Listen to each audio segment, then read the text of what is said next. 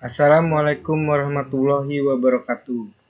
Perkenalkan, nama saya Wahyu Andika, NPM 2023244, Prodi Komputerisasi Akuntansi dari kelas A2K12. Di sini saya akan membahas mata kuliah Komunikasi dan Presentasi tentang 3 materi, yaitu materi yang pertama jenis-jenis presentasi, yang kedua media presentasi, dan yang terakhir membuat slide presentasi yang baik. Pertama, kita masuk ke jenis-jenis presentasi.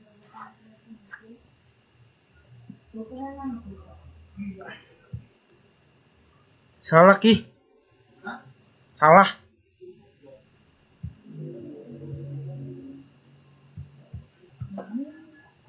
Assalamualaikum warahmatullahi wabarakatuh. Perkenalkan, nama saya Wahyu Andika, NPM 2023244, Prodi Komputerisasi Akuntansi dari kelas A2K12. Di sini saya akan membahas mata kuliah tentang komunikasi dan presentasi tentang 3 materi, yaitu materi yang pertama jenis-jenis presentasi, yang kedua media presentasi, dan yang terakhir membuat slide presentasi yang baik. Pertama, kita masuk ke jenis-jenis presentasi. Jenis-jenis presentasi yaitu dibagi menjadi 4 bagian.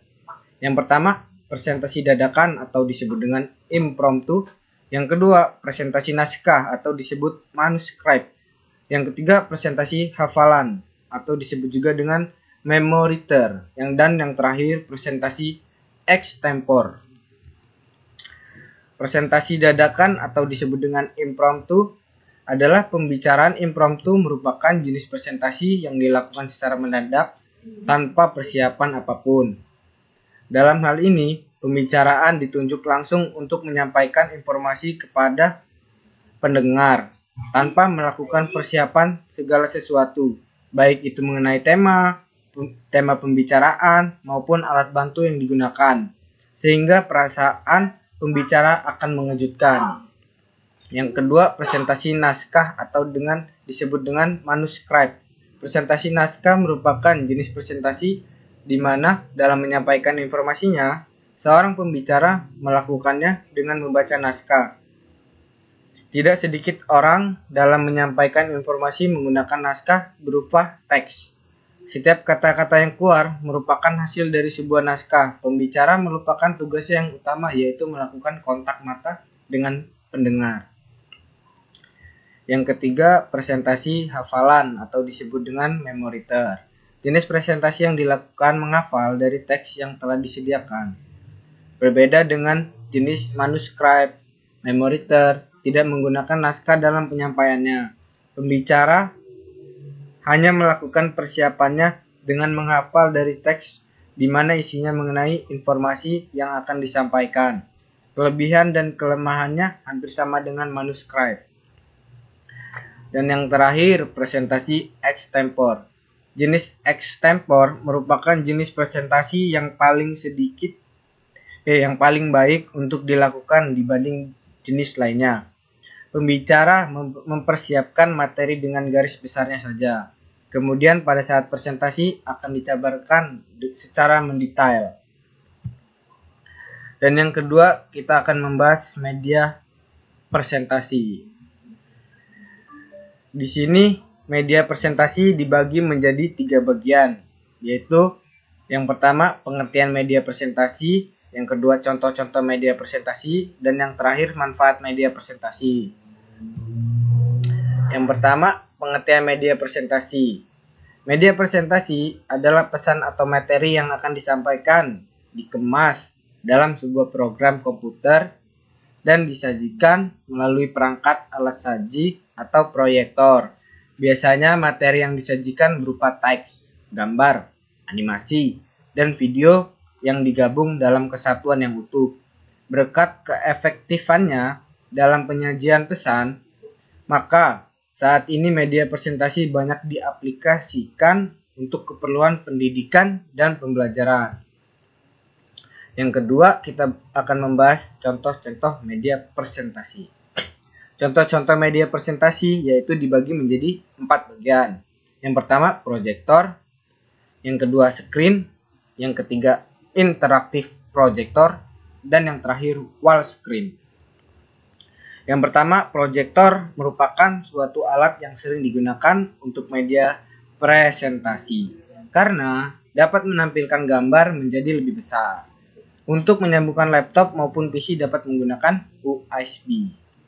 Yang kedua, screen merupakan sebuah alat yang digunakan untuk menampilkan hasil proyeksi dari proyektor, dapat diatur dan ditempatkan sesuai kebutuhan. Dan yang terakhir, interaktif proyektor dapat menulis secara manual pada layar, tidak memerlukan banyak tempat, resolusi gambar tinggi. Yang terakhir, wall screen, tingkat kontras yang lebih tinggi dibanding dengan LCD TV, memiliki fitur pemrosesan gambar digital, dapat digunakan pada outdoor. Dan yang terakhir, kita akan membahas media presentasi. Manfaat media presentasi. Manfaat dari presentasi adalah dapat memaparkan informasi yang ingin disampaikan kepada orang lain, meningkatkan tingkat kepercayaan diri dalam berkomunikasi secara interpersonal maupun umum, mengembangkan kemampuan menjelaskan suatu inti topik yang sudah disusun agar dapat diterima lebih mudah oleh audiens, memperdalam berbagai macam penggunaan kosakata, gaya bahasa, dan kalimat yang digunakan pada media presentasi maupun pada saat penyampaian lisan, serta menambah wawasan berkaitan dengan modern presentasi yang baik dan sesuai dengan situasi. Yang terakhir, kita akan membahas membuat slide presentasi yang baik. Dibagi menjadi 6 bagian. Yang pertama, pilih template yang kreatif. Yang kedua, tidak lebih dari 6 baris dalam satu slide. Yang ketiga, lebih singkat, lebih baik. Yang keempat, gunakan ukuran huruf tidak kurang dari 30 pt. Yang kelima, warna teks dan background harus kontras. Dan yang terakhir, jangan berlebihan. Yang pertama, pilih template yang kreatif. Karena memang difungsikan sebagai tools untuk presentasi.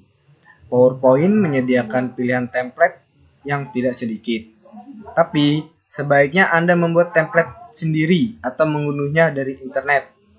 Memakai template dari PowerPoint menjadikan presentasi Anda membosankan karena sudah sering dipakai. Yang kedua, tidak lebih dari 6 baris dalam satu slide. Jika Anda harus menulis poin-poin penting, sebaiknya dibatasi dengan lebih dari 6 baris dalam satu slide. Jika terlalu banyak, bisa-bisa akan membuat penonton Anda lupa apa saja yang sudah Anda sampaikan. Perhatian audiens tidak hanya tertuju pada slide presentasi Anda, tetapi mereka juga harus mengolah info yang mereka dengarkan dari Anda. Jadi, jangan menulis poin hingga memenuhi seluruh slide. Yang ketiga, lebih singkat, lebih baik. Ingat, slide berfungsi sebagai pendukung presentasi Anda, jadi sebisa mungkin hindari menulis kalimat penjelasan yang terlalu panjang. Lebih baik tulis satu poin penting yang ingin Anda sampaikan dengan font ukuran besar. Jangan menulis penjelasan di situ, tapi jelaskan secara langsung. PowerPoint yang berisi penjelasan sama dengan yang Anda katakan justru akan membuat penjelasan yang Anda sampaikan secara langsung kurang diperhatikan karena orang berpikir ia sudah cukup mengerti dengan penjelasan yang Anda tulis di slide. Gunakan ukuran huruf tidak kurang dari 30 pt. Jangan samakan menulis di presentasi dengan menulis cerita di Microsoft Word yang menggunakan ukuran font standar. Di PowerPoint, Anda menulis poin dan judul agar terlihat jelas. Oleh sebab itu, gunakan font berukuran minimal 30 pt.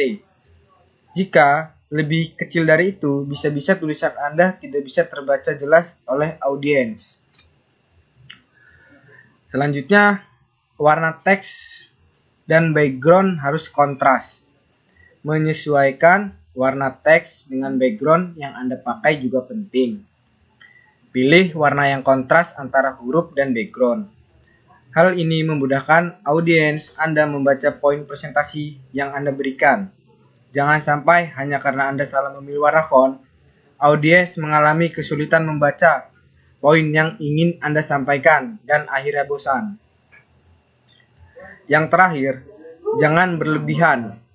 Terkadang, karena ingin memakai sebanyak mungkin fitur yang ada di PowerPoint, Anda membuat presentasi sekreatif mungkin, tapi memperhatikan keefektifannya. Misalnya, dengan memakai warna sebanyak mungkin pada font agar terlihat indah, atau mengatur huruf dengan garis bawah, dimiringkan, atau huruf tebal dalam satu kalimat dengan tujuan membedakannya dari teks lainnya. Alih-alih menarik perhatian, justru akan membuat presentasi Anda kurang menarik.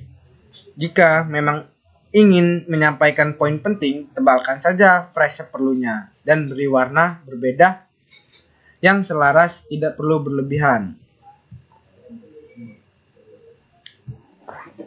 Penutup, sekian presentasi dari saya, semoga bermanfaat. Apabila ada kesalahan, saya mohon maaf. Wassalamualaikum warahmatullahi wabarakatuh.